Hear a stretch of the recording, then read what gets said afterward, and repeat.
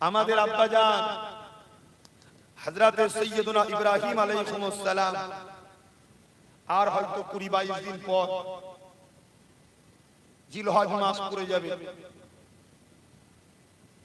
এই যে জিলহজ মাস, এই মাসে আল্লাহ পাক যে নিদর্শন আমাদের জন্য রেখেছে, আল্লাহ পাক তার এক পিয়ারা বান্দাকে যেভাবে পরীক্ষা নিয়েছে, ওই পরীক্ষা যেন আল্লাহ আমাদেরকে না নেয়। আমরা সামান্য ছোট ছোট পরীক্ষাতে ফেল হয়ে যাচ্ছি। আব্বাজান সাইয়্যিদুনা ইব্রাহিম আলাইহিস সালাম তিনি একজন জলিলুল কদর নবী ছিলেন। তিনাকে আল্লাহ কত কঠিন পরীক্ষা নিয়েছে দেখুন। প্রথম 90 বছর বয়স হয়ে গেছে, একটা সন্তান হয়নি। 90 বছর পর আল্লাহ পাকের কাছে 90 বছর পর আল্লাহ এক সন্তান দিয়েছে। সন্তান তো নয়, আকাশের চাঁদের থেকেও সুন্দর। জোরে বলুন সুবহানাল্লাহ। নাম তিনার হযরত ইসমাঈল আলাইহিস সালাম। আব্বাজান ইব্রাহিম সাল্লাম বাচ্চাকে কোলে নিয়ে আদর করছে, চুমা দিচ্ছে। 190 বছর পর, তখনকার মানুষ বাঁচত 500 বছর, 700 বছর, 1000 বছর। তখন 90 বছর মানে এখনকার সময় হয়তো 30-35 বছর। অথবা তো এই সময়তে এই সন্তানকে নিয়ে আদর করছে, এমন সময় আল্লাহ আওয়াজ দিচ্ছে, ইব্রাহিম তোমার বাচ্চা আর তোমার সন্তানকে নিয়ে ওই আরব দেশে যেখানে এখন কাবা আছে, ওই চতুর্দিকে পাহাড়ে ঘেরা পাথর বালি যুক্ত জায়গাতে তোমার বাচ্চাকে রেখে আসো, তোমার স্ত্রীকে রেখে আসো। পরীক্ষা হচ্ছে। আব্বাজান ইব্রাহিম আলাইহিস সালাম জিজ্ঞাসা করেন যে আল্লাহ, ওখানে তো লোক নাই, বসতি নাই, ঘরবাড়ি নাই, খাবার কিছু নাই, পানি নাই, চতুর্দিকে পাহাড় ঘেরা, আল্লাহ ওখানে আমার এই দুধের বাচ্চার স্ত্রীটা রেখে আসবো? জিজ্ঞেস করেন। আল্লাহ বলেছেন সঙ্গে সঙ্গে লাব্বাইকা ইয়া আল্লাহ, রেডি হয়ে গেল। স্ত্রীকে বলল চলো, সন্তানকে নাও, উটের পিঠে উঠে পড়ল। কি ওই মক্কা শরীফ যেখানে এখন আছে, তখন তো ঘরটা নাই, তখন কাবাও নাই, এলাকায় কোনো ঘরই নাই। ওই জায়গায় গিয়ে ইব্রাহিম আলাইহিস সালাম আমাদের আম্মাজান হযরতে হাজেরা আলাইহিস সালামকে, শোনো আমাদের মা বাপের কথা শোনো, আর আজকে আমরা কি করছি দেখো। তোমরা আল্লাহর কাছে ভালো ঘরের ছেলে, কিন্তু খারাপ সোহবতে পড়ে খারাপ হয়ে গেছে। আর এখন যখন তোমাদেরকে বাঁচাতে আসবো, এক ভুল বুঝেই তোমরা গাল দিচ্ছ। আর নাই যাদের সোহবতে পড়ে খারাপ হচ্ছ, তারা দেখছে আরে অনেক কষ্ট করে শয়তানের চেলা বানিয়েছি, আর মুহাম্মদ রাসূলের গোলাম এসে টেনে টেনে রাসূলুল্লাহর গোলাম বানাচ্ছে, জাহান্নাম থেকে জান্নাতের দিকে নিয়ে চলে যাচ্ছে। তাই তারা তোমাদের দ্বারা আমাদেরকে গালিগালাজ করানো শিখাচ্ছে। একটু ভাবো না, শুনতে কি আছে, শুনে ভাবতে কি আছে। মনে রাখবে হায়াত মত কোনো গ্যারান্টি নাই, কার কখন মৃত্যু হবে। প্রতিদিন কবর তোমাকে আমাকে ডাকছে আর বলছে যে আমি কবর একা থাকার জায়গা, আমি কবর পোকামাকড়ের জায়গা, আমি কবর অন্ধকার জায়গা। আসার আগে তৈরি হয়ে আসো। তা আজ যদি আমরা মারা যাই, কালকে তো কবর দেবে।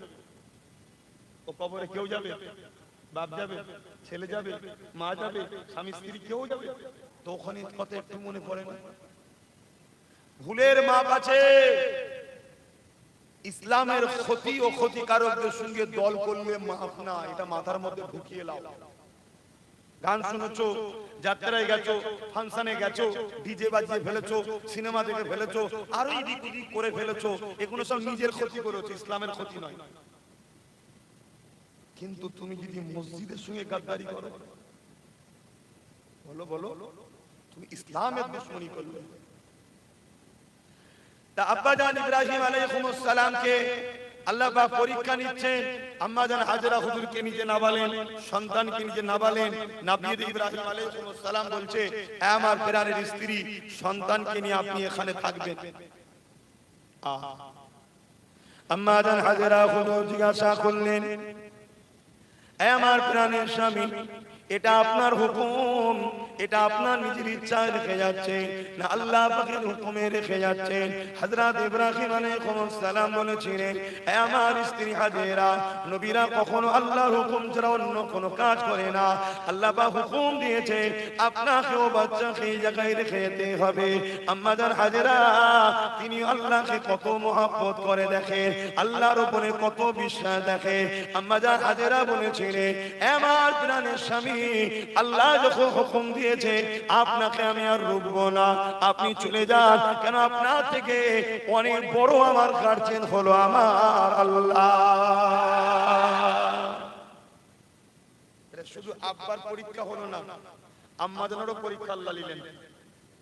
দেখি হাজেরা তার স্বামীর উপরে বেশি ভরসা করে না আমি আল্লাহ আমার উপরে ভরসা করে। কি প্রমাণ হলো? ওখানে সব পরীক্ষা। তোমার আমার চলার ক্ষেত্রে পরীক্ষা হবে, মাথাকে খাটিয়ে কাজ করতে হবে। সেই মাথা যদি খাটিয়ে কাজ করতে না পারে তাহলে ঠকে যেতে হবে, বিপদে পড়ে যেতে হবে। দুনিয়া তো ধ্বংস হবে, আখিরাত তো বরবাদ হয়ে যাবে। আমার নওজওয়ানেরা, তরুণেরা, আম্মা জান হাজেরা হুজুরকে রেখে দিয়ে আব্বা জান ইব্রাহিম আলাইহিস সালাম ঘরে ফিরে চলে আসলেন। 1 বছর কেটে গেল, এক বড় সন্তানের কাছে যায়নি, কেননা আল্লাহ পাক রেখে আসতে বলেছিলেন, হুকুম এখনো দেয়নি। এই জন্য 1 বছর কেটে যাওয়ার পর এখনো একবারও যায়নি। 1 বছর হয়ে যাওয়ার পর ভেবে দেখো, 90 বছর পর সন্তান, আবার চাঁদের থেকেও সুন্দর দেখতে, কারণ নবীদের সম্পর্ক হলো জান্নাতের সাথে। এ যুবকেরা, তরুণেরা, বাবেরা, আম্মা জান হাজেরার কাছে 1 বছর হয়ে গেল, আল্লাহ পাকের হুকুম হয়নি, যায়নি। আল্লাহ পাক হুকুম করে দিলেন, এই ইব্রাহিম, সন্তানের মায়া কি তোমার দিল থেকে চলে গেল? সন্তানের কথা কি মনে পড়ে না? আব্বা জান ইব্রাহিম সাল্লাম বলতে লেগেছে, আল্লাহ পাক সন্তানের কাছে তো অবশ্যই যাব, সন্তানের মায়া তো অন্তরে রয়েছে, তবে সন্তানের থেকে, স্ত্রী থেকে আপনাকে আমি বেশি ভালোবাসি। আপনি হুকুম করেন না, এজন্য আমি জানি।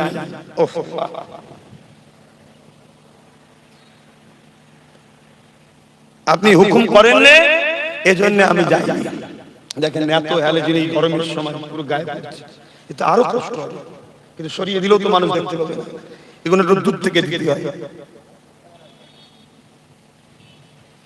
আর এই সব ঘেমে গিয়ে আরো কষ্ট হচ্ছে, শরীরের এনার্জিও লস হয়ে যাচ্ছে। আল্লাহ পাক বললেন, দেখতে পাচ্ছেন তো? হ্যাঁ, তাহলে আল্লাহ পাক বললেন, ইব্রাহিম আপনি যান, আপনাকে ইজাজত দিলাম, আপনি যান, তবে মন দিয়ে শুনে, দুধ থেকে, উটের পিঠ থেকে দেখবেন, উটের পিঠে বসে দুধ থেকে দেখবেন, এক ঝলক দেখে ফিরে চলে আসবেন। এটা সম্পূর্ণ পরীক্ষা হচ্ছে আর আমাদের জন্য শিক্ষা। দেখো আমার প্রেমিক যারা হয়, কেন যদি বাট কিন্তু জিজ্ঞেস করে না, আমার হুকুমেরই কথা শেষ কথা। জোরে বলুন সুবহানাল্লাহ। বাবেরা, নওজওয়ান, তরুণেরা, আব্বা জান ইব্রাহিম আলাইহিস সালাম 1 বছর পর রওনা দিলেন। আল্লাহ পাকের হুকুমে যখন পৌঁছালেন, আব্বা জান ইব্রাহিম আলাইহিস সালাম কি অবাক হয়ে গেলেন, যে মক্কার জমিনে যে জায়গায় রেখে দিয়ে এসেছিলাম, ওই জায়গায় না পানি ছিল, না কোনো বসতি ঘরবাড়ি ছিল, কিন্তু 1 বছর পরে গিয়ে দেখছে ওই জায়গাতে কয়েকশো মানুষের বসতি হয়ে গেছে এবং পানির ফোয়ারা চলছে। আরো জোরে বলুন সুবহানাল্লাহ। এই নওজওয়ানেরা, কি করে কি ঘটনা ঘটলো ওটা একটু ব্যাখ্যা যাই বলি আপনাদেরকে। আম্মা জান হযরত হাজেরা হুজুরকে রেখে যখন আব্বা জান ইব্রাহিম আলাইহিস সালাম চলে আসলেন, ওই সময় আম্মা জান হাজেরা হুজুরের কোলেতে ইসমাঈল আলাইহিস সালাম শুয়ে রয়েছে। হঠাৎ করে পানির পিপাসা লেগে গেল বাচ্চাকে। এই পানি কোথা পাবে? পানি পান করাবার জন্য আম্মা জান হাজেরা হুজুর বাচ্চা ইসমাঈলকে জমিয়ে শুইয়ে দিয়ে এমন করে পানির তালাশে খুঁজতে লেগেছে। সবই আপনারা জানেন। মেন পয়েন্টটা বলি, আল্লাহ পাকের নবী হযরত হযরত ইসমাঈল আলাইহিস সালাম বাচ্চা তখন জমিনে পা মারতে লেগেছে। দেখবেন আমাদেরও বাচ্চারা পা ছোঁড়াছুঁড়ি করে, ওই পা যখন জমিনে আঘাত দিয়েছে, এটা তো নবীর কদম, তাই আল্লাহ পাক বলে দিয়েছে জমিন ফেটে যা, জমিন সরে গেছে, ওই পায়ের কদম থেকে এমন করে পানি চশমা জারি হয়ে গেছে। আরো জোরে বলুন সুবহান আল্লাহ। আম্মা জান হাজেরা হুজুর এসে দেখছেন বাচ্চার পায়ের কিরালি থেকে পানি উঠছে, তাড়াতাড়ি করে বাচ্চাকে কোলে নিয়েছে। যেই কোলে নিয়েছে, এবার ওই পানি এলাকা দখল করছে, হু করে পাড় ভেঙে যাচ্ছে, বড় হয়ে যাচ্ছে। তখন আম্মা জান বললেন জমজম, তার মানে থাম থাম। সেই জন্য আমরা বলি জমজমের পানি। জোরে বলুন সুবহান। এবারে এই বসতিটা কোথা থেকে এলো, পানিটা তো বুঝতে পারলাম। তখন মক্কা মদিনার জমিনে ওই একদল লোক গৃহপালিত পশুদেরকে যাযাবার হিসাবে এখানে ওখানে ঘুরে বেড়াতো। অসুবিধা হচ্ছে না তো ভাই? একটু সময় দেন, একটু কথা বলি। এসেছি যখন তো বেশি সময় নেব না। তো এই গৃহপালিত পশু নিয়ে একটা কাফেলা, একটা গোত্র, তার সর্দার ছিল, সবাই মিলে ওই এক জায়গা থেকে আরেক জায়গা ঘুরে বেড়াতো। তো ওই কাফেলার পানি সংকট দেখা দিয়েছে। তো পানির খোঁজে বেরিয়েছে, দূর থেকে দেখছে পাখি উঠানামা করছে। জানবেন যেখানে পানি থাকে পাখি উঠানামা করবে। ওইটা দেখে ওই কাফেলা সর্দার ওই দিকে রওনা দিয়েছে। এসে দেখছে আম্মা জান হযরত হাজেরা ইসমাঈল হুজুরকে কোলে করে নিয়ে বসে রয়েছে। এই অবামন জায়গাতে চতুর্দিকে পাহাড় ঘেরা, কোনো ঘর নাই, বাড়ি নাই, একটা রমণী আর চাঁদের থেকেও সুন্দর একটা বাচ্চাকে কোলে নিয়ে বসে আছে। ওই কাফেলা সর্দার বুঝতে পেরে গেছে এখানে অলৌকিক কিছু রহস্য রয়েছে। তাই সে নিজে না গিয়ে এসে তিনি তিনার কন্যাকে বললেন, মা তুমি যাও ওই রমণীর কাছে গিয়ে বলো যে আমরা এই রকম পানির সংকটে পড়েছি, যদি তিনি অর্ডার দেয় পানিটা তবে নেবে। অনেক বড় কথা, ওই কাফেলার সর্দারের কন্যা গিয়ে আম্মা জান হাজেরাকে এমন করে ইজাজত চাইলো, মা আমরা কি পানি নিতে পারি, আমরা বড় পিপাসায় রয়েছে। আম্মা জান হাজেরা ইজাজত দিলে পানি নিয়ে চলে আসলো। কাফেলার সর্দার যখনই এক ঢোক পানি পান করেছে, তখনই কিন্তু সে বুঝতে পেরে গেছে এ পানি দুনিয়ার কোনো পানি নয়, এ পানিরও কোনো রহস্য রয়েছে। তা ইজাজত আবার নিতে পাঠালে যে আমরা কিছুদিন এই জায়গাতে থাকতে চাই, যদি আম্মা ইজাজত দেয় এখানে তাবু গাড়বো, এখানে আমরা কিছুদিন থাকতে চাই। এই যে সিস্টেমটা হচ্ছে সবকিছু কারিসারে হচ্ছে। কেন আম্মা স্বামীর থেকে বেশি ভরসা আল্লাহর উপরে করেছে। এবারে আল্লাহ তার বান্দির হিফাজত নেবে না ছেড়ে দেবে। আর আমরা এখন আল্লাহর থেকে বেশি ভরসা বললি তো খারাপ হয়ে যাবে। কি কথা খারাপ লাগলো? সব বুঝতে পারছেন। এই জন্য দেখুন যাদের উপরে ভরসা করছি তারাই আমাদের নাম কেটে কেটে বাদ দিয়ে দিচ্ছে। অন্য কেউ করেনি, তারাই করেছে। আল্লাহ কেটে বাদ দিচ্ছে নাকি? না, হুজুর কেটে বাদ দিয়ে দিয়েছে। দেখুন তাদের হাতেই পাওয়া, তারা দুজনে মিলে হ্যালো দুজনে মিলে সেটিং করেছে। এখন আমার কিছু ভাই আবার এই কথা শুনে বলবে শুরু হয়ে গেল, তো শুরু হয়ে গেল। এখন কিছু শুরু হয়নি, পরে শুরু হবে। এই তো সবে ধরা, একটু পরে একটু বাবা মায়ের কথা একটু বলে দিন। বাপ মা ছেলেরা বসে আছে, একটু বাপ মার কথা শুনি। এখন তো আমার অনেকে নতুন মা তৈরি করে দিচ্ছে। হায় হায়, পীরের ঘরের ছেলে গায়ে চুনকালি লাগা। হ্যাঁ, তোর বাপ দাদুর জুতোইরা বয়ে বেড়ায়, তোর বাপ দাদু তোর আব্বারও জুতোইরা এখনো বয়, ঠিক না বেঠিক? তোর গালে চুনকালি, তুই অন্য জুতো চাটতে গেছিস? আল্লাহ তোকে হিদায়াত করুক। হিদায়াত যদি কপালে না থাকে, তোর মতো বালা চলে যাওয়া ভালো। আল্লাহ হিদায়াত করুক। যদি কপালে না থাকে আল্লাহ কাটা পরিষ্কার করে দিক। আমিন। আসেন বাপের আলোচনার দিকে যাই। আম্মা জান হাজেরা ইজাজত দিয়ে দিলেন, ওই কাফেলা ওখানে রয়ে গেল। এ নওজওয়ানেরা, ওই কাফেলা যখন ওখানে রয়ে গেল, কয়েকদিন যেতে না যেতে ওই কাফেলা যিনি সর্দার ছিলেন তিনি তিনার কন্যাকে পাঠিয়ে আম্মাজান হাজেরা হুজুরের কাছে মেসেজ পাঠালেন যে আমার আব্বাজান চান এই গোত্রের তিনি সর্দার ছিলেন, তিনি সর্দার পদ থেকে ইস্তেফা দিতে চান, কারণ আপনার মতো নেক বক্তা নারী যদি এই গোত্রের সর্দার হয় তাহলে এই গোত্রের আরো রহমত বরকত পাবে। এই জন্য আপনাকে আগামী দিন আমাদের গোত্রের সর্দারিনী হিসাবে আমরা কবুল করতে চাইছি, আপনার প্রস্তাবটাকে দেখুন। আম্মা হাজেরা আল্লাহর উপরে ভরসা করে ওই নিরিবিলি পাহাড়ে খিরা নির্জন জায়গা, পানি নাই, রয়ে গেল, পানি পেয়ে গেল, সাথে হাজার হাজার লোককে পেয়ে গেল। আবার দেখেন ওই গোত্রের সর্দারিনীও আল্লাহ পাক হাজেরা হুজুরকে বানিয়ে দিলেন।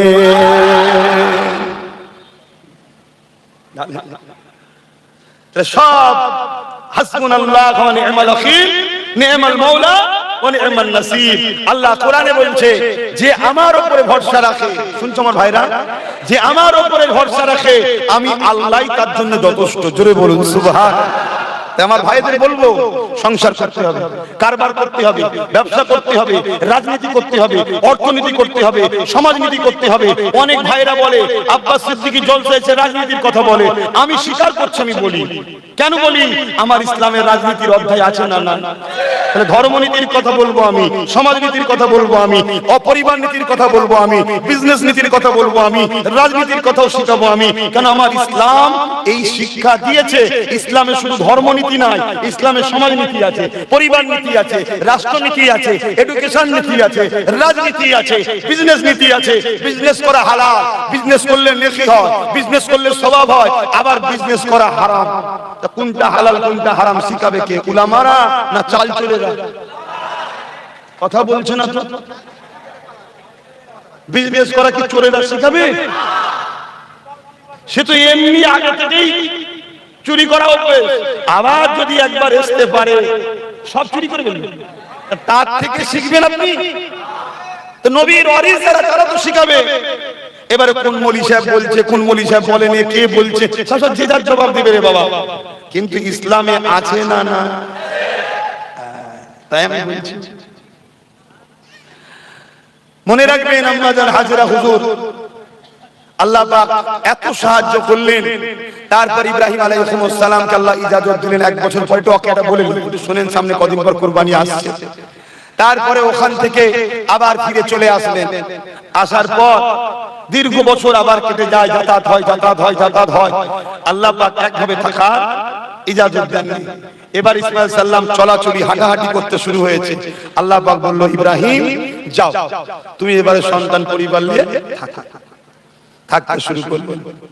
কয়েকদিন যেতে না যেতে, কয়েক মাস যেতে না যেতেই আল্লাহ খবর দেখাচ্ছে, ইসমাঈল, ইব্রাহিম তোমার সবথেকে বেশি প্রিয় জিনিসটা আমার রাস্তায় কুরবানি দাও। শুনছেন কি গো? আল্লাহ আমাদের পরীক্ষা নিতে পারবো তো? সবথেকে বেশি প্রিয় সেই জিনিসটা আমার রাস্তায় কুরবানি দাও। ইব্রাহিম আলাইহিস সালাম 100 দুম্বাকে কুরবানি দিলেন। পরের দিন আবার খবর দেখাচ্ছে, আল্লাহ, ইব্রাহিম তোমার সবথেকে প্রিয় জিনিসটা আমার রাস্তায় কুরবানি দাও। আবার 200 দুম্বা কুরবানি দিলেন।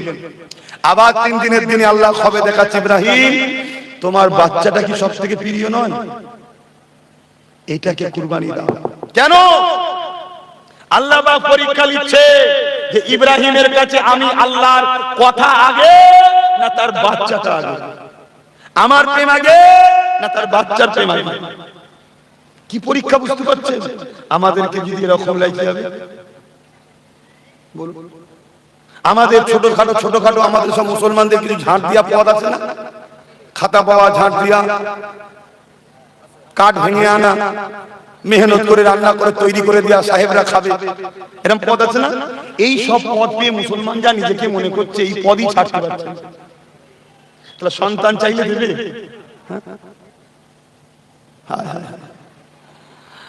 আল্লামা ইব্রাহিম আলাইহিস সালামকে যখন এইভাবে পরীক্ষা নিতে লাগলেন, ওই সময় ইব্রাহিম সাল্লাম দেরি করলেন না, সকালে উঠে বাচ্চাকে রেডি করে নিয়ে রওনা দিয়ে দিলেন।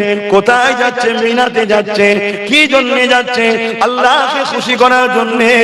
90 বছর পর একটা সন্তান, ওই সন্তানকে এতদিন পরে কাছে পেয়েছে, কিছুদিন সাথে রয়েছে, ওই সন্তানকে এবার কুরবানি করতে যাচ্ছে। আসমান দেখছে, জমিন দেখছে, ফেরেশতারা দেখছে, সবাই দেখছে। কিতাবের মধ্যে আছে ফেরেশতারা দুবার বড্ড কেঁদেছিল। একবার হলো আমার রাসূলুল্লাহ কোরআনের জন্য যখন তায়েফের জমিনে গিয়েছিল।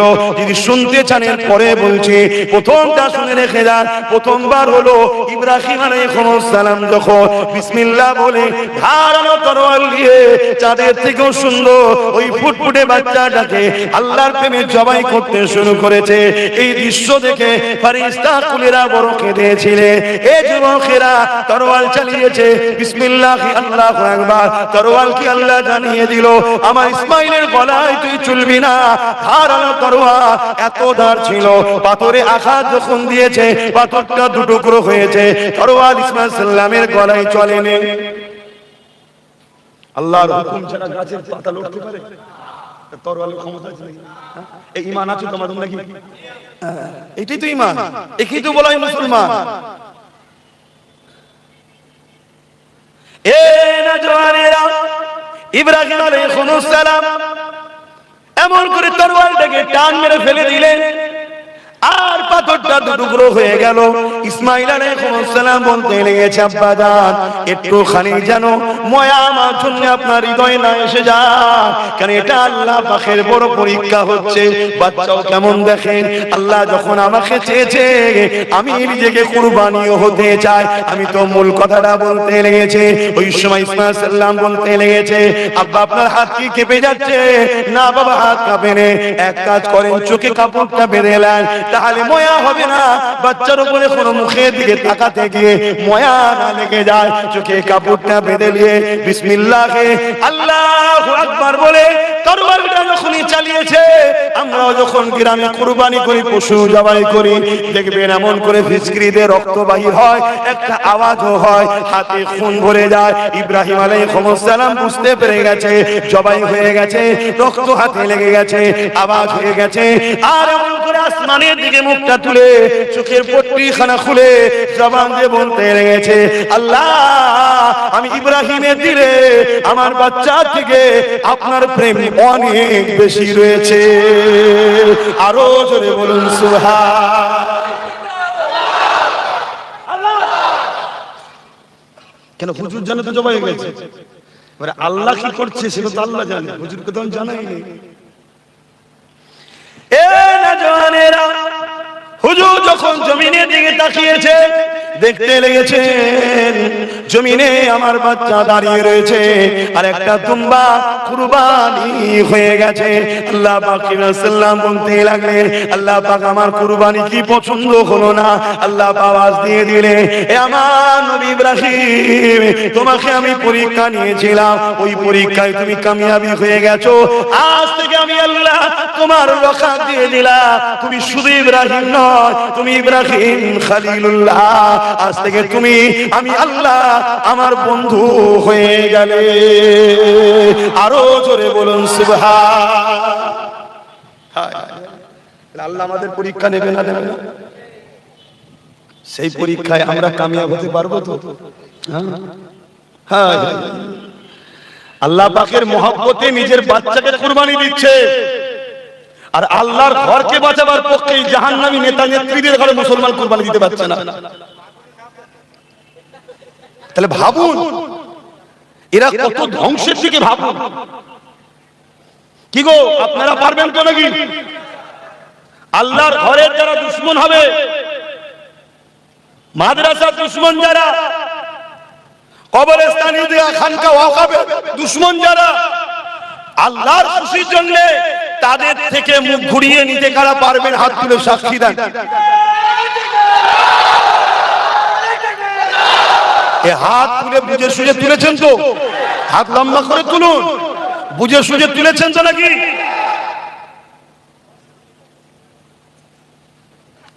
এটা আমার দায়িত্ব আছে না? না কেন? মসজিদ যে ভাঙে আর তাকে যদি কেউ সাপোর্ট করে, উভয় ইসলামের দুশমন, জাহান্নামী। কেন্দ্রের বিজেপি সরকার, এখানে লেখাও আছে ওয়াকফ বাঁচাও, জমি বাঁচাও।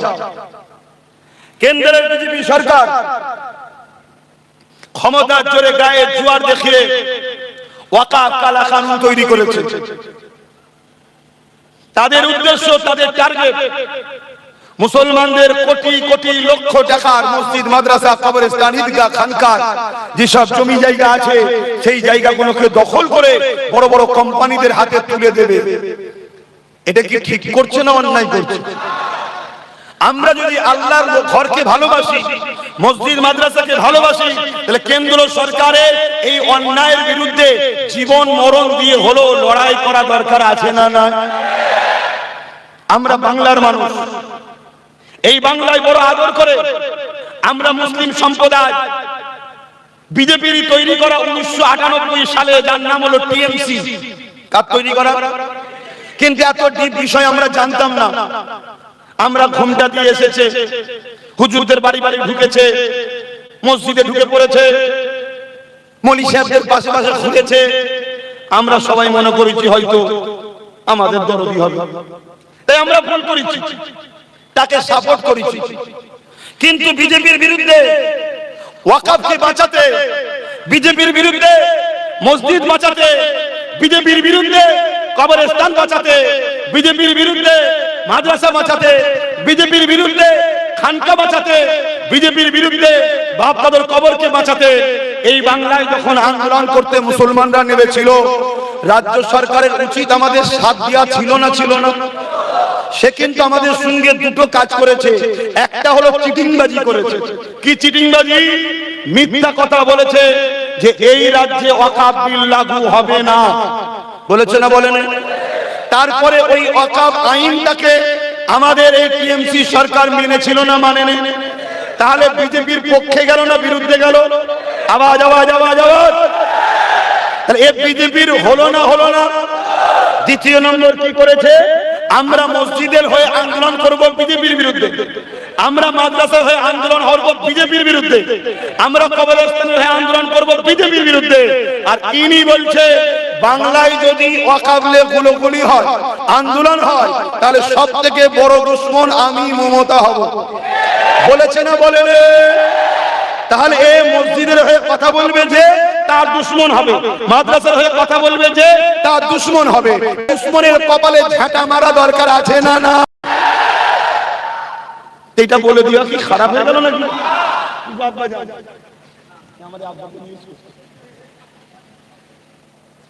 সুযোগ এসেছে না? প্রমাণ দিতে হবে মসজিদের পক্ষে, প্রমাণ দিতে হবে কবরস্থানের পক্ষে, প্রমাণ দিতে হবে আমি মাদ্রাসার পক্ষে। দিতে হবে না? দেবেন কিভাবে?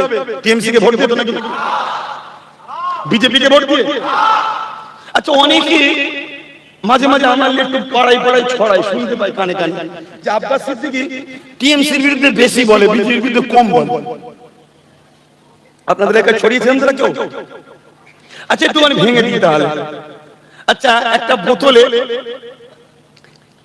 বিষ লেখা আছে এবং বিষ আছেন আপনি জানেন। আপনার হাতে বোতলটা দিলাম, আপনি খাবেন? কেন খাবেন না? আপনি জানেন বিষ আছে এবং দেখাও যাচ্ছে গায়ের লেভেলে লেখা আছে। আচ্ছা, অপরদিকে আরেক গ্লাস পানি দিলাম, তাতে চিনি টিনি দিয়ে রুয়াবজা দিয়ে ভালো শরবত করে দিলাম, কিন্তু তার মধ্যে বিষ দিয়ে রেখেছি, সেটা আপনি জানেন না। আপনাকে দিলে খাবেন না? খাবেন না। কেন? না জেনে। অতএব বিজেপি হলো ওই প্রকাশ্য বিষ টাইপের, আর মমতা হলো শরবত টাইপের। একে দেখতে রুয়াবজাওয়ালা শরবত ঘুমটা দিয়ে এসেছিল, কিন্তু আজকে বুঝতে পার চোরের সর্বনাশ, এর মধ্যে তো বিষ মেশানো আছে। কথা বুঝে আসছে না? না। আর কেন বাবা মৌলী সাহেবের পিছনে লেগেছিস বাবা? কি করবে? না করলে টিকিটটা কেটে নেবে। একটু শখ দিচ্ছে জিতবো, আগে কিছু পুলিশ গাড়ি থাকবে, একটু কাই কাই কাই কাই কাই করে আওয়াজ হবে, তারপরে এলাকার প্রমোটিং এর টাকা ঝাড়বো, জমির টাকা। শখ গেছে বাবা, কেন ডিস্টার্ব করছিস? আমি যা টাকা কামাচ্ছি তোর তো ভাগ দিচ্ছি তো। তোরা তো সব জানিস নাকি? তো শুনছেন ভাই, আমি কি বলছি শুনছেন?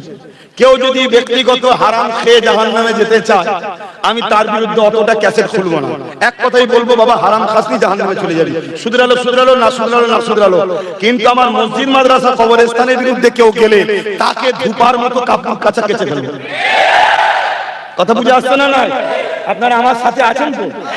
ঠিক বলছেন তো নাকি?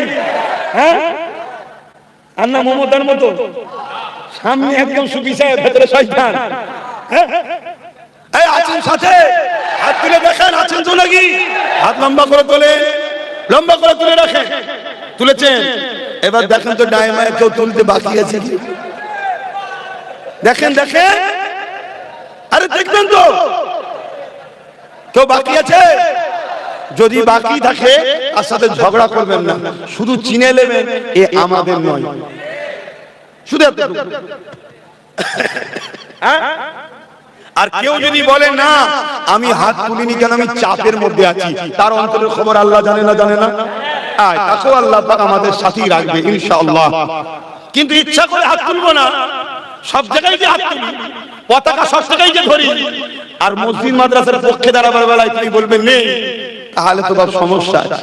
তো যে একটা কথা বলছিলাম, অনেকে বলে তাহলে যে বিজেপির বিরুদ্ধে লোক কম বলে, আরে ও তো বিষ সবাই জানে, তো ওইটালে অত ডিটেইলসে খুলে বলতে হয়, কিন্তু শরবতের মধ্যে বিষ দিয়ে আছে সেটালে বেশি বলতে হয়, ঠিক তো নাকি? এখন আমি যেটা বলতে চাইছি সেটা হলো এটাই, তাহলে আমার ওয়াকাফের কেউ দুশমনি করবে, কেউ আমার মসজিদ মাদ্রাসার দুশমনি করবে, তাকে সাথ দিবা কি ইসলামে জায়েজ আছে? ইসলামের ফতোয়াটা জানা দরকার আছে না? না। আচ্ছা চলে আসেন। প্রথম কথা, আল্লাহ নবী বলছেন ঈমান আছে না নাই জানবেন কি করে? একটা কথা মনে রাখবেন, তায়েফের কথাটা বলবো। আমার রাসূলুল্লাহ কোরআনের জন্য মার খেয়েছিলেন, তখন ফেরেশতারা কেঁদেছিলেন, দ্বিতীয়বার দুবার ফেরেশতারা খুব কেঁদেছিলেন। একটা বললাম আর একটা বললাম, তার আগে এটা হয়ে গেল, তারপর দিকে যাচ্ছে।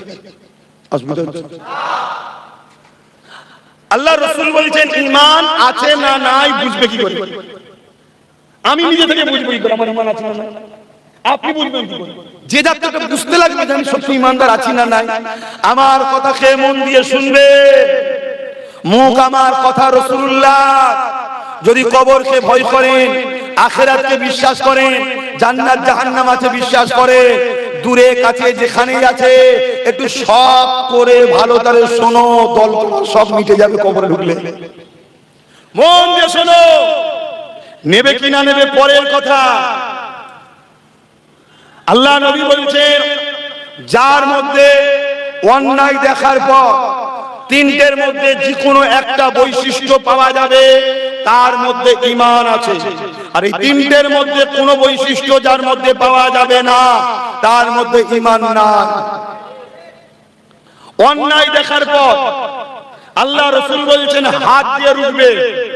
আমার যে উম্মত অন্যায় দেখার পর হাত দিয়ে রুখবে, ওই উম্মতের ঈমান হলো প্রথম স্তরের এ ক্যাটাগরির ঈমান। জোরে বলুন সুবহানাল্লাহ। আমরা অনেক ছেলেকে দেখি, হয়তো বাহ্যিক তার অনেক ভুল আছে, বাহ্যিক অনেক ভুল আছে, কিন্তু অন্যায় দেখলেই দেখবেন ঝাঁপিয়ে পড়ে। খুব ভালো করে বুঝবেন, তুমি যাকে ঈমানদার মনে করছো, আল্লাহ যদি তাকে বেঈমান মনে করে কি হবে? আর তুমি যাকে বেঈমান মনে করছো, আর আল্লাহ যদি তাকে ঈমানদার মনে করে, শোনো মন দিয়ে, হাদিসের সঙ্গে না মিলে বড় দাড়ি বড় টুপি নিয়ে কিছু হবে না। রবীন্দ্রনাথ ঠাকুরের গোল জামা দেখেছো? দেখেছেন না? দেখেন রবীন্দ্রনাথ ঠাকুরের দাড়ি দেখেছো? টুপিটা লাগিয়ে তার হাজি রুমাল দিয়ে দিলে বড় আল্লাহর মতো লাগবে। ওটা দেখলে হবে না, আগে দেখতে হবে ঈমান আছে কিনা। তা ঈমান আছে না নাই? অন্যায় দেখলে তিনটের মধ্যে যে কোনো একটা বৈশিষ্ট্য যেন ওর মধ্যে পাওয়া যায়। নাম্বার 1, অন্যায় দেখেছে হাত দিয়ে রুখবে। যদি হাতে রুখতে না পারে, মুখ দিয়ে প্রতিবাদ করবে। যদি প্রতিবাদ করতে পারে, জানবেন দ্বিতীয় স্তরের ঈমান। যদি মুখ দিয়ে প্রতিবাদও করতে না পারে, অন্তর থেকে ঘৃণা করে দূরে সরে যাবে, কোনোভাবে সাপোর্ট নয়, সহযোগিতা নয়। যদি এইটা থাকে, হাত দিয়ে রুখতে পারে না, মুখ দিয়ে প্রতিবাদও করতে পারলো না, কিন্তু অন্তর থেকে ঘৃণা করে দূরে সরে গেছে, রাসূল বলছেন তার মধ্যে ঈমান আছে, কিন্তু খুবই দুর্বল। ঈমানের শেষ স্তর এটা। মুসলিম শরীফের হাদিস, বুখারীর পরে যে কিতাব, কিন্তু আমরা কি দেখছি, পীরজাদা সাহেব, মুফতি সাহেব, মৌলানা সাহেব, হাজী সাহেব, নামাজি সাহেব, বক্তা সাহেব, ইমাম সাহেব অন্যায় দেখার পরে হাত দিয়ে রুখা তো দূরের কথা, মুখ দিয়ে প্রতিবাদ তো দূরের কথা, অন্তর থেকে ঘৃণা করে দূরে যাওয়া তো দূরের কথা, তাদেরকে অন্যায় করার জন্য শক্তিশালী করার চেষ্টা করছে না, করে রে। তাই রাসূলুল্লাহ বললেন, আখিরি জামানা আসমানের নিচে জমিনের উপরে সবথেকে নিকৃষ্ট হবে একদল উলামারা। তাদের কথা বলেছে, আনসার পাড়া দাঁড়িয়ে আছে, উলামাদের কথা বলেছে। আর সবথেকে আগে জান্নাতে যাবে কারা? আর সবথেকে আগে জাহান্নামে যাবে কারা? তাহলে উলামা ধরতে হবে জাহান্নামী না জান্নাতি? যে জান্নাতি উলামা হবে সে জাহান্নামীর পক্ষে থাকবে। কথা মাথায় ঢুকছে তো নাকি? তাহলে আজকে বলুন, কেন্দ্রের বিজেপি সরকার এই যে ওয়াকফ কালা কানুন করেছে, এটা অন্যায় না নাই? তাহলে উম্মতের মধ্যে ঈমান আছে না নাই প্রমাণ পাবেন কি করে? হাত দিয়ে প্রতিবাদ রুখবে, নাই মুখ দিয়ে প্রতিবাদ, নাই অন্তর থেকে ঘৃণা করে দূরে সরে যাবে। আজ তা না করে বিজেপিকে গিয়ে সুইচ টেপে, এই সেই উম্মতের ঈমান আছে? দ্বিতীয় কথা, বিজেপির এই কালা কানুনকে রাজ্য সরকার মেনেছে না মানে না? তাহলে এখানেও আমার ঈমান আছে না নাই? হাত দিয়ে রুখতে হবে। যদি হাত দিয়ে রুখতে না পারো, টিএমসির বিরুদ্ধে মুখ দিয়ে প্রতিবাদ করতে হবে। তা না করতে পারো, অন্তর থেকে দূরে ঘৃণা করে সরে যেতে হবে। তা না করে তুমি টিএমসি সৃষ্টি করছো, ঈমান আছে? আওয়াজ দিয়ে বলো, ঈমান আছে? এটা আমার জাতিকে জানানো দরকার আছে না না? এখন কিছু ভাই বলবে আব্বাস সিদ্দিকী বিরুদ্ধে কথা আছে না না? আমি প্রশ্ন করব, তুই আমার বিরুদ্ধে বলছিস কেন ভাই? না তুমি টিএমসির বিরুদ্ধে বলো কেন? ও তাই নাকি? তুই টিএমসি কে ভালোবাসিস বলছিস? হ্যাঁ, তো তুই যদি টিএমসি কে ভালোবাসিস মন দিয়ে বুঝবেন, আর আমি টিএমসির বিরোধী করাতে তুই যদি আমার বিরোধী বলতে পারিস, তাহলে যে টিএমসি আমার মসজিদ মাদ্রাসা ওয়াকফের দুশমনি করেছে, আমি তো এগুলোকে ভালোবাসি, আমি তার বিরুদ্ধে বলবো না কেন? কত মাথায় ঢুকছে না? তাহলে তুই লড়াই করলি মসজিদ মাদ্রাসা কবরস্থান ঈদগাহ দুশমনের জন্য, আর আমি লড়াই করছি আল্লাহ আল্লাহর রাসূলের ঘর মসজিদ মাদ্রাসার জন্য। এই লড়াই করার অধিকার আছে না না? এই লড়াই আপনারা আমার সাথে থাকবেন? হাত তুলে সাক্ষী দেন, আবার লম্বা করে হাত তুলে সাক্ষী দেন, লড়াই থাকবে। জেল খাটতে হবে, বাপ মার খেতে হতে পারে। কেন? ফেরাউনের হাতে পাওয়ার ছিল, নমরুদের হাতে ছিল, সাদ্দাতের হাতে ছিল, আজকে ফেরাউনদের হাতেই রয়েছে। আমাদের পরীক্ষা আল্লাহ নেবে। বেলাল হুজুর মার খেয়েছে, সাহাবারা মার খেয়েছে, আপনারা মার খেতে পারবে? কিন্তু আল্লাহ সুযোগ তো দিচ্ছে, চাটাইটা উল্টে দাও না। রুটি রুটি বেশিক্ষণ তাওয়ায় রাখলে পুড়ে যায়, উল্টাতে হয়, ঘন ঘন উল্টাতে হয়। তার সামনে তো দিন আছে, এবং তোমাদের এলাকার খবর তো খুব ভালো, এমনি উল্টে গেছে। না হয় প্যাটিয়ে বেরিয়েছে, আলু পটল কেনার মতো মানুষ কিনতে বেরিয়েছে। কেন রে? 15 বছর কি করলি? তাহলে কিনতে হচ্ছে। 15 বছর যদি না ঝেড়ে লোকের উপকার করতি, তাহলে আজকে কিনতে বেরোতে হতো। অসুবিধা হচ্ছে, করার নেই। বা তুই আমার মসজিদের বিরুদ্ধে বলেছিস, আমি তোকে ছেড়ে দিই, ভাবলি কি করে? আসেন বাপেরা, দ্বিতীয় আলোচনার দিকে চলে যান। হযরত জিবরাইল আলাইহিস সালাম অনেক কাঁদা খেলেছিলেন, আল্লাহর ফেরেশতারা খেলেছিলেন। কখন কেঁদেছিলেন? আল্লাহ নবী যখন দ্বীনের কথা, কোরআনের কথা নিয়ে, দ্বীনের মেসেজ, কোরআনের মেসেজ, আল্লাহর বাণীকে নিয়ে তাইফে জমিনে রওনা দিয়েছে। কেন? মক্কার মানুষেরা আমার রাসূলুল্লাহর কথাকে শুনতে চাইছে না। মক্কা সন্ত্রাসীরা, তৎকালীন যারা জালিম ছিল, সেইরা জালিম ছিল, অত্যাচারী ছিল, তারা আমার রাসূলুল্লাহর কথা শুনতে চাইছে না। আল্লাহ নবী তাইফের মানুষের কাছে যেতে লেগেছে, তাইফের মানুষকে শোনাবে বলে। হে যুবকেরা, তরুণেরা, বাপেরা, তাইফের মানুষের কাছে পৌঁছাবার আগে মক্কা থেকে সন্ত্রাস বাহিনীরা, মক্কা থেকে জালিম বাহিনীরা তাইফের মানুষের কাছে এই মেসেজটা পৌঁছে দিল, মুহাম্মদ রাসূলুল্লাহকে রুখে দাও। কেন? মুহাম্মদ রাসূল যা বলছে সত্য বলছে, কিন্তু রুখে যদি না দিতে পারো, মুহাম্মদ রাসূলুল্লাহর মেসেজ যে নেবে সে জুলুম ছেড়ে দিয়ে মুহাম্মদ রাসূলের দিকে চলে যাবে। মুহাম্মদ রাসূলের দিকে যদি চলে যায়, তাহলে আমাদের জুলুমের সাম্রাজ্য নষ্ট হয়ে যাবে। আজকে সেই জিনিস হচ্ছে না, হয়নি? বলছে ঠিকই বলছে, কিন্তু আব্বাসকে আসতে দেওয়া যাবে না। কেন এলে এ গোলাম রসুলের জুলুমের বিরুদ্ধে বলবে, তাহলে আমাদের জুলুমের সাম্রাজ্য নষ্ট হবে। বলছো না বলেন? আরে ইতিহাসটা এজন্যই জানতে হয়, যুগে যুগে ফেরাউন এসেছে, যুগে যুগে নমরুদ এসেছে, যুগে যুগে এজিদ এসেছে, যুগে যুগে মুসার অনুসারী এসেছে, যুগে যুগে ইব্রাহিম নবীর অনুসারী এসেছে, যুগে যুগে হোসাইনিরাও আছে না নাই? আমরা আলহামদুলিল্লাহ হোসাইনি, আমরা এজিদি নাকি? এই জোরে বলবেন তো। এজিদি ছিল তো জুলুমের পক্ষে, মোদি মমতা এজিদির পক্ষে। ভুল বলে ফেলেছি নাকি? তওবা করতে হবে। ওরা জুলুম করে না। এই যে তামান্নার মতো ছোট্ট মেয়েটাকে বোম মেরে দিল, এই কোন পার্টি করে ভাই? তামান্না কোন পার্টি করে? ছোট যে মেরে ফেললো, ওইটুকু বাচ্চাকে যারা মারেরা জালিম নয়? জোরে বলে। হায় হায়, এই যে ছিল সারাদিন। আজকে দিদিমণি মদের পক্ষে না বিরুদ্ধে গো? আমাদের দিদিমণি তো আর বাবা মদ বিক্রি করাতে নম্বর 1, গর্ব করে বলছে বাংলা মদে নম্বর 1।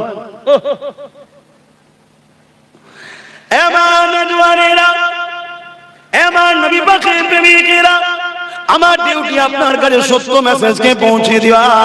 নেবেন কি নেবেন না সেটা আপনার নিজস্ব ব্যাপার, তবে মনে রেখে দেবেন কবর কারোর জন্য জান্নাতের বাগান হবে, আর ওই কবর জালিমদের জন্য জাহান্নামের একটা গর্ত হবে, যেখানে 99টা সাপ থাকবে। এত দুর্দিন এদের পড়ে গেছে, মানুষকে ধরে ধরে কবরের স্থানে নিয়ে যাচ্ছে, বলছে দিয়াল ছুঁয়ে বল আমায় ভোট দিবি। হ্যাঁ, তুই কি করলি 15 বছর ধরে? তাহলে বলছে ঘাস যত কাটবে গজাবে, ঘাসই কাটছিস নাকি? আমাকে গতকালকে এগিয়ে বলছে যেরকম কবরের দিয়াল ছুঁয়েছে।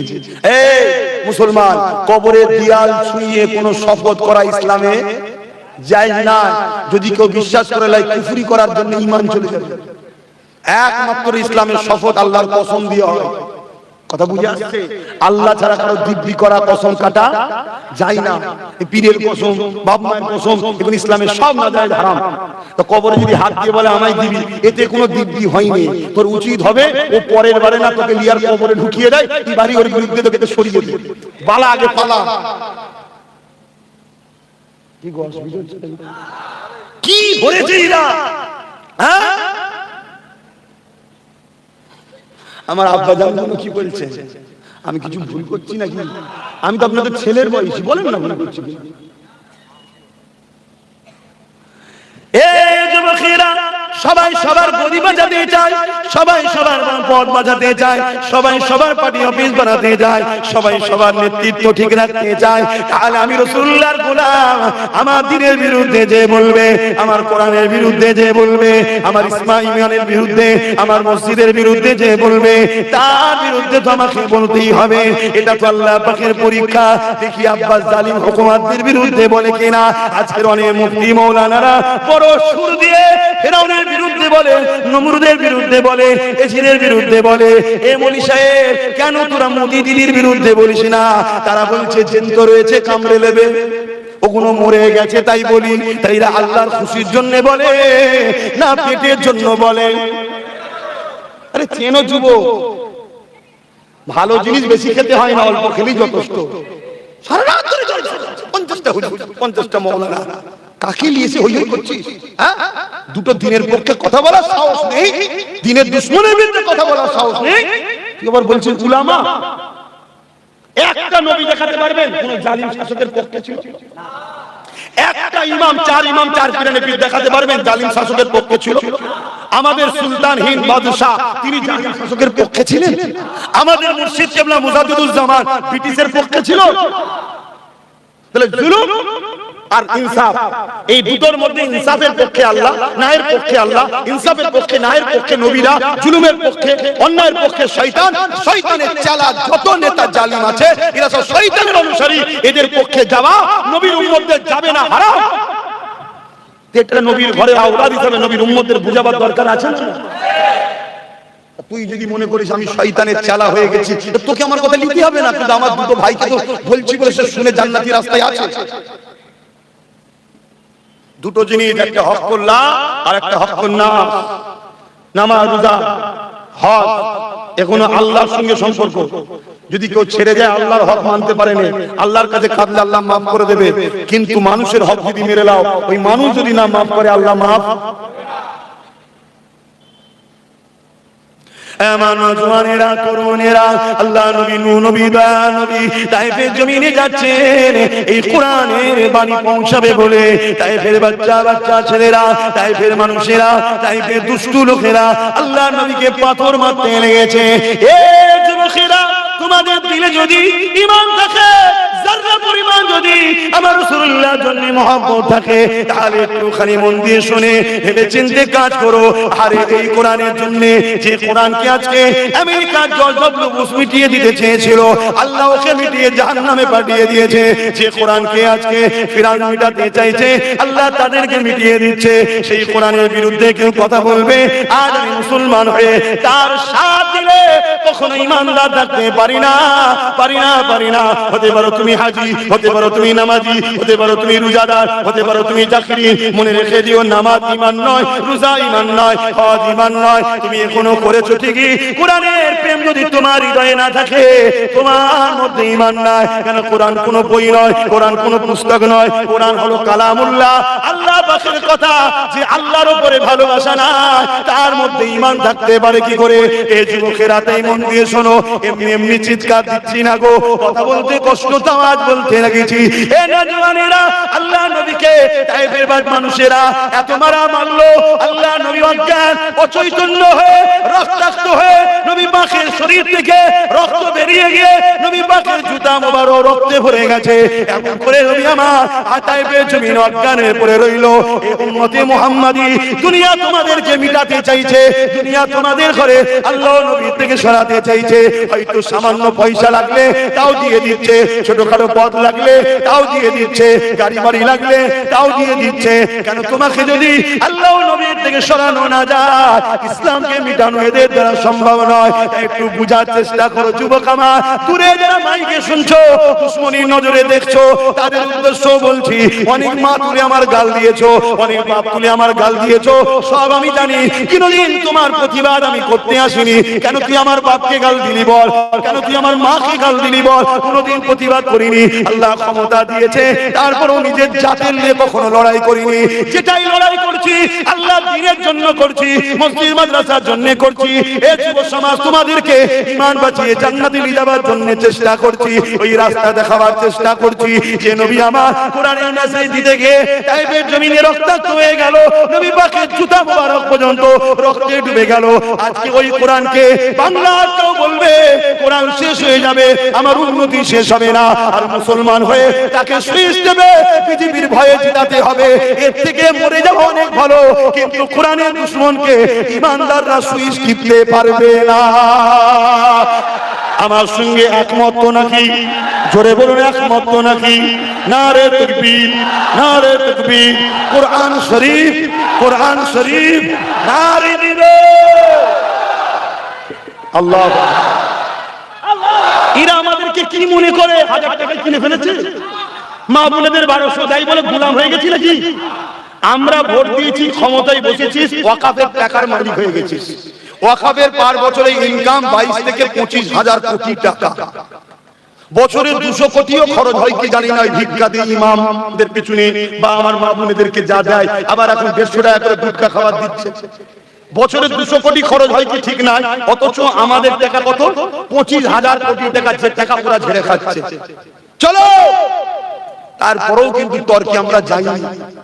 কিন্তু আজকে তোরা ক্ষমতার জোরে টাকা নিলি, চাকরি নিলি, আমাদের পজিশন নিলি, আমার ছেলেদেরকে মিথ্যা কেস দিলি, আমাদের পড়াশোনাকে শেষ করে দিলি, সব নিলি। এবারে আমাদের মসজিদ মাদ্রাসা নিয়ে নিচ্ছিস, আমাদের নাগরিকত্ব কেড়ে নিচ্ছিস, আবার আমার কোরআন শেষ হয়ে যাবে বলছিস। এই মেনে লিয়া যাবে? মেনে লিয়া যাবে? আল্লাহ নবী বলেছে, আমার বড় ভয় হয় আমার উম্মতকে প্রকাশ্য দুশমনরা মিটাতে পারবে না, আমার উম্মতকে মুনাফিক ছদ্মবেশীরা মিটিয়ে না দেয়। কথা মাথায় ঢুকছে না? ঢুকে নে, একটু সাবধান হও। দিনের শেষে সব বুঝার পরে লাস্টে সেই কপাল ফাটা কিছু মুসলমান আছে, ঘুরিয়ে ফিরিয়ে একটাই কথা বলবে, সবই বুঝলাম, কি হবে? বিজেপি চলে আসবে। আচ্ছা, আমি জিজ্ঞেস করছি, বিজেপি চলে আসলে কি করবে? একটু বলুন তো ভাই। মসজিদ ভেঙে ফেলবে, তাই তো নাকি? মমতা ভাঙছে না ভাঙে না? মমতা ওর থেকে হালকা হালকা করে ভাঙছে, ভেতরে ভেতরে ভাঙছে। ও বোল্ডুজারদের ডাইরেক্ট ভাঙে কেন? ওর দরকার হচ্ছে শুধুমাত্র একটা সম্প্রদায়ের ভোট, ওই জন্য তাদেরকে খুশি করার জন্য ডাইরেক্ট ভাঙে। আর এ দেখছে 40% মুসলমান যদি আমার হাত থেকে ফসকে অন্য কারো কাছে যায়, তাহলে বিজেপিরও চামড়া গুটিয়ে দেবে, আমাদেরও চামড়া গুটিয়ে দেবে, কিন্তু শুধু ট্যাকেল করে রেখে দিয়েছে। আচ্ছা, বিজেপিকেই রুখতে তো হবে, তাই তো নাকি? আচ্ছা, 11-র আগে বাংলায় বিজেপি ছিল, তাহলে স্বাধীনতার পর থেকে 11 পর্যন্ত যারা বিজেপিকে রুখে রেখেছিল তাদেরই ছাতি সাথ দেওয়া দরকার। তাহলে আমার কথা কি ভুল হচ্ছে? আচ্ছা, বিজেপি আর কি করবে না? মাদ্রাসা ভেঙে ফেলবে। তা মাদ্রাসা কি বোল্ডুজার দিয়ে মমতা ভাঙে না? দুর্গাপুরে ভেঙেছে, খবর পাননি? ব্যাপারটা কি জানেন? কিছু লোকের দূরে পাওয়ার হয়, কিছু লোকের কাছে পাওয়ার হয়। বিজেপি কিছু করলে আমাদের মলি সাহেবরা বাজার গরম করে প্রচার করাতে আপনাদের কানে যায়, আর মমতা হাজার হাজার অন্যায় করছে, মমতার দালাল মলি সাহেব একটা কেউ মুখ খোলে না। আজকে দেখুন না, যেসব ইমাম সংগঠন, মলি সাহেব সংগঠন সব বাইট দিচ্ছে না বিজেপিকে রুখার জন্য, কমসে কম আর একবার দেওয়া দরকার। ঠিক একটু সেই কথাই বলেছে, ঠিক না? তাহলে বিজেপিকে রুখার জন্য যদি মমতাকেই দরকার হয়, তাহলে বিজেপি যে বিলগুলো পাস করছে, মমতা সেই বিলগুলো সাপোর্ট করছে কেন? সিএ বিল পাস করলো বিজেপি, আর মমতা সাপোর্ট করে দিল। এসআইআর বিল পাস করলো বিজেপি, মমতা সাপোর্ট করে দিল। ওয়াকফ বিল পাস করলো বিজেপি, মমতা সাপোর্ট করে দিল। একই হচ্ছে না আলাদা হচ্ছে ভাই? আচ্ছা, অন্যান্য রাজ্যে বিজেপির রাজ্যে মব লিঞ্চিং হয় না? হয় না? আমার রাজ্যে হচ্ছে না? হয় না? কথা বলছে না। কিন্তু অন্য রাজ্যে বিজেপির লোক অর্থাৎ অমুসলিমদের মধ্যে যারা বদমাইশ, সবাই নয়। আমার লড়াই বিজেপির বিরুদ্ধে, হিন্দুদের বিরুদ্ধে, ভুল বুঝবেন না। আমার লড়াই বিজেপির বিরুদ্ধে, আদিবাসী দলিতদের বিরুদ্ধে নয়। আমার লড়াই টিএমসির বিরুদ্ধে, আমার লড়াই টিএমসির বিরুদ্ধে, মুসলমানদের বিরুদ্ধে নয়। শুনছেন তো নাকি?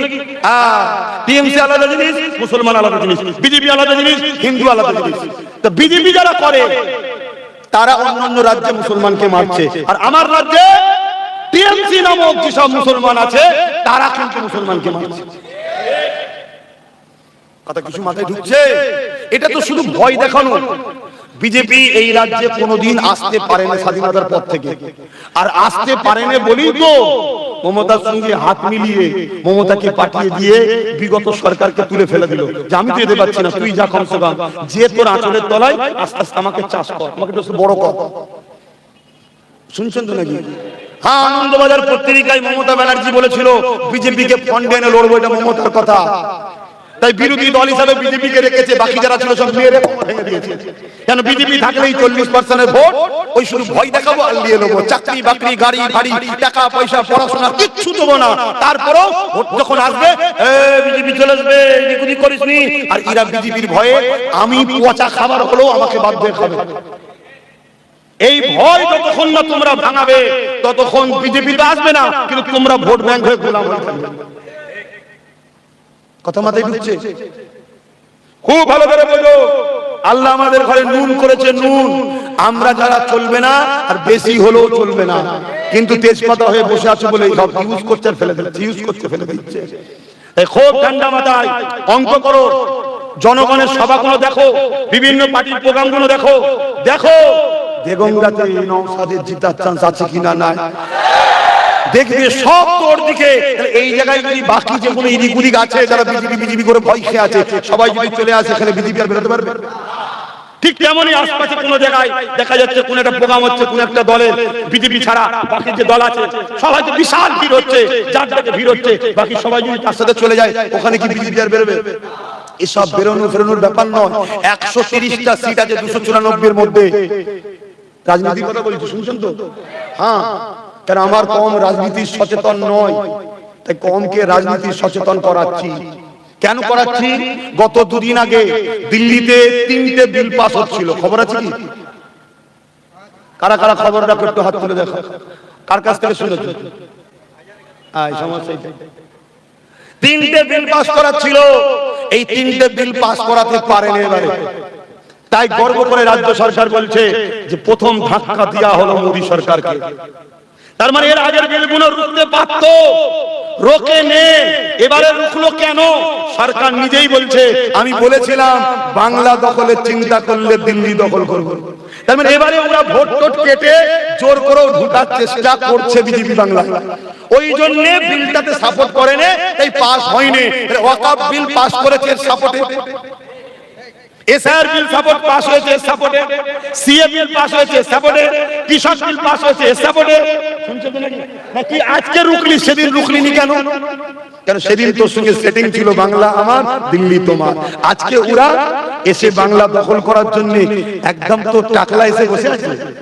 জানো খবর রাখো, উঠে পড়ে লেগেছে। এক একটা বিধানসভা থেকে 20,000, 25,000, 30,000 করে মুসলমানের নাম কেটে বাদ দিয়েছে। তাহলে বলো যে 30,000 মুসলমান ভোট না দিতে পারে তাহলে কি করবে? রুখবে কি করে? এখনো চান্স আছে। যদি 15-20টা যদি 2021-এ পেয়ে যেত নওশাদ, তাহলে কি এইভাবে জুলুমটা এসআইআর করতে পারতো? খুব ভালো তারে বুঝো। তাই রাজনীতি সচেতন করছে তোমাদেরকে। একজন ধর্মগুরু হিসাবে, ধর্মগুরু ঘরের ছেলে হিসাবে আমার ভালোবাসার বাপ মা ভাই বোন আমাদের মান্যওয়ালাদেরকে সচেতন করছি। প্রত্যেকটা জায়গায় রাজনীতি ঢুকে গেছে। মসজিদ, মাদ্রাসা, কবরস্থান, ঈদগাহ, খানকা, কে জানাজা পড়াবে, কোন দলের ইমাম হবে, সব রাজনীতি ঢুকে গেছে না যায়নি? আর এই জায়গায় যদি আমার কম হা করে বসে থাকে তাহলে কম মরবে না মরবে না? এই কমকে বাঁচাবার জন্য কমের পক্ষ থেকে যখন আমি প্রচার করি, আমাকে যখন মানে, আমার বুঝাবার দায়িত্ব আছে না না? তাই বুঝাচ্ছি। এবারে যদি বলে আপনি জলসাই করছেন কেন? আরে হুজুরের জলসা ছাড়া অন্য জায়গা আছে কোথা বুঝাবার? তো হুজুরের কাজ তো জলসা থেকেই বুঝাবে। ইসলামে যখন হারাম বলে না তো তোমার মাথায় বাজ করছে কেন? তার মানে তোমার গায়ে লাগছে না? কেন গায়ে লাগছে? যাদের থেকে করে খাও, ঝেড়ে খাও, তাদের যদি চলে যায় তুমি করে ঝেড়ে খেতে পারবে না। হারাম খাওয়ার জন্য তুমি যদি ইসলামের বিরোধী হতে পারো, তা আমি জান্নাত যাওয়ার জন্য ইসলামের পক্ষে থাকবো না থাকবো না? হ্যাঁ বাপের আমার, এই অনেক কথা বলে ফেলছি তো, আপনাদের অসুবিধা হচ্ছে। তাহলে আমি জানতে চাইছি, আমার কোরআন মিটে যাবে? আমার কোরআন শেষ হয়ে যাবে? আমার কোরআন ধ্বংস হয়ে যাবে? কিন্তু যারা বলেছে তারা ধ্বংস হয়েছে, এ ধ্বংস হবে ইনশাআল্লাহ।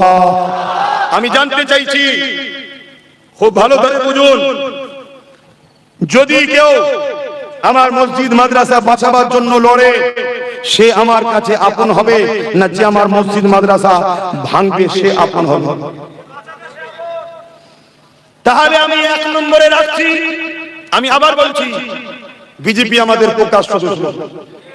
একমত তো? হাত তুলে বলুন একমত তো? দুশমন তো, প্রকাশ্য দুশমন। আপনার যদি লাখ লাখ টাকা দেয় বিজেপিকে সাপোর্ট করবেন না? কেন? আমরা চিনি ও গাদ্দার, ও আজ লাখ দেবে কাল কিন্তু সব দেবে, ঠিক না? কিন্তু আমাদের যে সরকার ছিল সে আমাদের আপন সেজে ছিল না? ছিল না? কিন্তু আজ আমরা বুঝতে পারছি সেও প্রকাশ্য দুশমনের সঙ্গে মিশে আছে। তাই আজকে আমি ধরুন 1 নম্বর, রাজ্য সরকার আমার ওয়াকফের দুশমনি করেছে না করেনি? ওয়াকফ আন্দোলন যারা করে তাদেরকে কেস দিয়েছে না দেয়নি? ওয়াকফ কালা কানুন বিজেপির মেনে নিয়েছে না লাইনে? একে রাখলাম 1 নম্বরে। আর 2 নম্বরে, নবী বংশের আওলাদ নওশাদ সিদ্দিকী ওয়াকফ বাঁচাতে গিয়ে জেল খেটেছে না খাটেনি? ওয়াকফ বাঁচাবার জন্য সুপ্রিম কোর্টে কেস করেছে না করেনি? একে রাখলাম 2 নম্বরে। এখন বলুন, একজন নবী বংশের আওলাদ হিসেবে, ইমানদার হিসেবে মসজিদ মাদ্রাসাকে আমি মানি, ভালোবাসি। আপনারা বলুন আমার উচিত 1 নম্বর যে ওয়াকফের দুশমন তার সাথ দেওয়া, না 2 নম্বরে যে ওয়াকফকে বাঁচাতে চাই তার সাথ দেওয়া? কার? আগুন তুলে দেখান ক নম্বর, জোরে আগুন তুলে লম্বা করে। যদি 1 নম্বরে থাকতে চান 1 নম্বর তুলবেন। 2 নম্বরে শুনেছি নাকি 2টো আগুন চিহ্ন মানে জিত, শুধু তুলে রাখেন। 2 নম্বরে তো নাকি? 2 নম্বরে তো। তাহলে আমি 2 নম্বরে সাথ দিলে আপনারা আপত্তি নাই তো? আমি আমার ভাই নওশাদের সাথে আছি, তার সাথ দিচ্ছি। আমি আমার ভালোবাসার বাপ মা ভাই বোনকে বলতে পারি না যে ওয়াকফের দুশমনের সুইচ টিপবিনি, ওয়াকফকে বাঁচাতে গিয়ে যে ছেলেটা লড়েছে তার সাথে যদি আরো 15-20টা হয়ে যায়, আগামী দিন তোদের নামকে বাঁচাবার জন্য লড়তে পারবে এবং ওয়াকফকে বাঁচাবার জন্য আরো শক্তিশালী হতে পারবে, আরো লড়তে পারবে, আগামীতে আরো ঝড়ঝাপটা এলে লড়তে পারবে। তাই তোরা আমার ভাইটা সাথ দিস, এটা বলা কি অন্যায় হবে? তাহলে আপনারা আমার কথা মানবেন? আমার ভাইয়ের সাথ কারা দেবেন? হাত তুলে। আমি জোর করেছি? ভাই লম্বা হাত তুলবেন তো? ঠিক বলছেন? ঠিক বলছে? আপনারা আগের রাত্রে মরা মুরগির বিরিয়ানি খেয়ে ভুলে যাবেন না তো? আর যদি ভুলেন আমার কোনো অসুবিধা আছে? তাহলে হাদিসটা একটু বলে যাই। আল্লাহ নবী জানালেন, কোন মুসলমান যদি, শুনছেন এ যুবকেরা, মিশকাত শরীফের হাদিস, আল্লাহ নবী জানিয়ে দিলেন কোন মুসলমান যদি জালিম অন্যায় অত্যাচারীকে জেনে যে জালিম অত্যাচারী জানার পরও কোন মুসলমান যদি তাকে শক্তিশালী করার জন্য সাথ দেয়, আমি রাসূলুল্লাহ জানিয়ে দিই ওই মুসলমানটা ইসলাম থেকে বেরিয়ে যাবে। যে ইসলাম থেকে বেরিয়ে যাবে তার নামাজ কাজে লাগবে না, তার রোজা কাজে লাগবে না, তার হজ কাজে লাগবে না, তার দান খায়রাত কাজে লাগবে না, তার রোজা কাজে লাগবে না, সে জাহান্নামে চলে যাবে। তাই সাবধান, সতর্ক করে যাচ্ছি। আজ যারা ইসলামের দুশমন, আজ যারা মসজিদ মাদ্রাসা ওয়াকাফের দুশমন, এরা জালিম না, জালিম নয়, অত্যাচারী না, অত্যাচারী নয়। এদেরকে চিনার পরও কোন মুসলমান যদি এদেরকে শক্তিশালী করার জন্য এদেরকে ভোট দেয়, সাপোর্ট করে, এই মুসলমানটা ইসলাম থেকে বেরিয়ে যাবে। এই কথা কিন্তু অনেক আগে থেকে বলে আসছে। আজ একবার স্মরণ করিয়ে দিলাম, এই যুবকেরা, তরুণেরা, বাপেরা, হ্যাঁ দুনিয়াদারি করতে হবে, হ্যাঁ কারবার করতে হবে, হ্যাঁ ব্যবসা করতে হবে, হ্যাঁ সমাজনীতি, অর্থনীতি, ধর্মনীতি, রাজনীতি, পরিবার নীতি সবটা করতে হবে। কিন্তু ধর্ম করতে গিয়ে আল্লাহর বিরোধী যদি হয়ে যায়, ওই ধর্ম তোমার জন্য নয়। সংসার করতে গিয়ে আল্লাহ নবীর দুশমন যদি হয়ে যায়, ওই সংসার তোমার জন্য নয়। কারবার করতে গিয়ে যদি আল্লাহ নবীর দুশমনি করতে হয়, ওই কারবার তোমার জন্য নয়। ঠিক তেমনি রাজনীতি করতে গিয়ে যদি আল্লাহর ঘরকে ভাঙতে হবে, তাদেরকে শক্তিশালী করতে হয়, কোরআন মিটে যাবে বলবে, তাদেরকে শক্তিশালী করতে হয়, ওই রাজনীতি তোমার আমার জন্য হারাম। তাই বিকল্প রাজনীতি তো করতে হবে, তার সঙ্গে করো যে তোমার কোরআনের পক্ষে কথা বলে, যে তোমার মসজিদ মাদ্রাসার পক্ষে কথা বলে। যদিও না পক্ষে কথা বলে, কমসে কম দুশমনিও যদি না করে, তার সঙ্গেও থাকা যাবে। কেন, গণতান্ত্রিক দেশ সবাই রয়েছে। কিন্তু যে বিরোধী করবে, সে মুসলমান হোক, পীরের বেটা হোক, তার সঙ্গে কোনোদিন রাজনীতি করা হালাল হবে না, হারাম হবে।